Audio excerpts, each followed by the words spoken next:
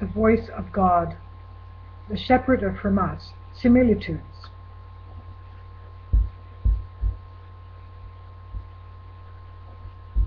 Chapter 4. I prayed him much that he would explain to me the similitude of the field, and of the master of the vineyard, and of the slave who staked the vineyard, and of the stakes, and of the weeds that were plucked out of the vineyard, and of the son, and of the friends who were fellow counselors, for I knew all these things were a kind of parable. And he answered me and said, You are exceedingly persistent with your questions. You ought not, he continued, to ask any questions at all, for if it is needful to explain anything, it will be made known to you. I said to him, Sir, whatever you show me, and do not explain, I shall have seen to no purpose, not understanding its meaning. In like manner also, if you speak parables to me, and do not unfold them, I shall have heard your words in vain.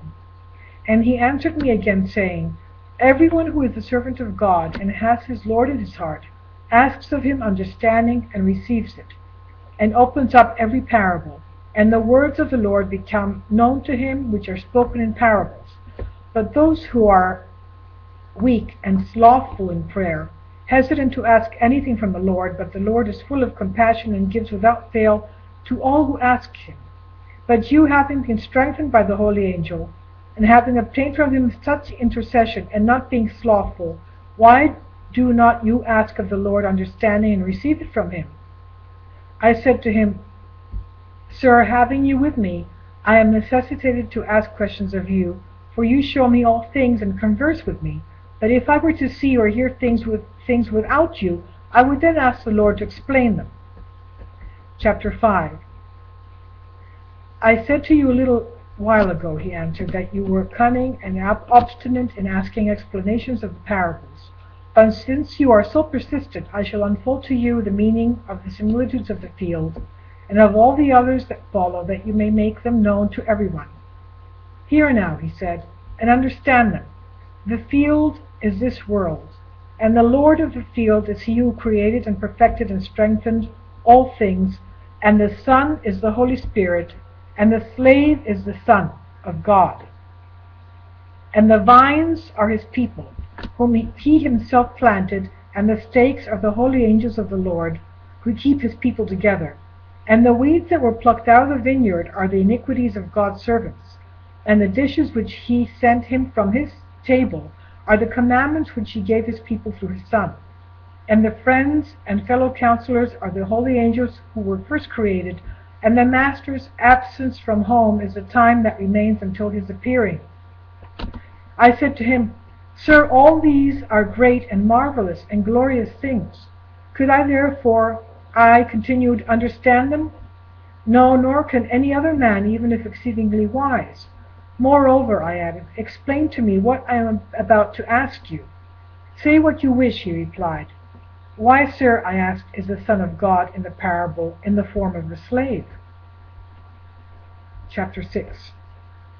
Here, he answered, the Son of God is not in the form of the slave, but a great power and might. How so, sir? I said. I do not understand.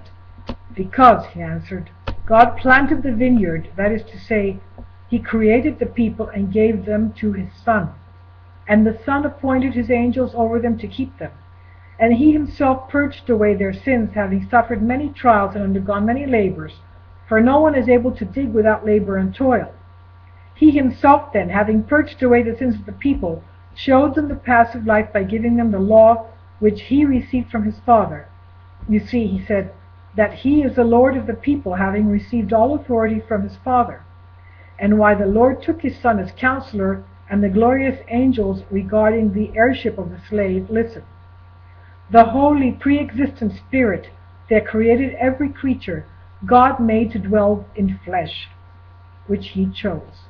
His flesh, accordingly, in which the Holy Spirit dwelt, was nobly subject to that Spirit, walking religiously and chastely, in no respect defiling the Spirit.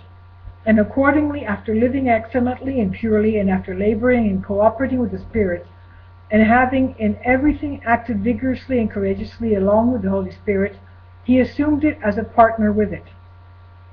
For this conduct of the flesh pleased him, because it was not defiled on the earth while having the Holy Spirit. He took therefore a fellow counselors, his Son, and the glorious angels, in order that this flesh which had been subject to the body without a fault might have some place of tabernacle, that it might not appear that the reward of its servitude had been lost, for the flesh that has been found without spot or defilement, in which the Holy Spirit dwelt, will receive a reward. You have now the explanation of this parable also. Chapter 7. I rejoice, sir, I said, to hear this explanation. Here again, he replied, keep this flesh pure and stainless, that the spirit which inhabits it may bear witness to it, and your flesh may be justified. See that the thoughts never arise in your mind that this flesh of yours is corruptible, and you misuse it in any act of defilement. If you defile your flesh, you will also defile the Holy Spirit. And if you defile your flesh and spirit, you will not live. And if anyone, sir, I said, has been hitherto ignorant before he heard these words, how can such man be saved who has defiled his flesh? Respecting former sins of ignorance, he said, God alone is able to heal them, for to him belong all power. But be on your guard now, and the all-powerful and compassionate God will heal former transgressions, if for the time to come you defile not your body nor your spirit, for both are common and cannot be defiled, the one without the other. Keep both therefore pure, and you will live unto God.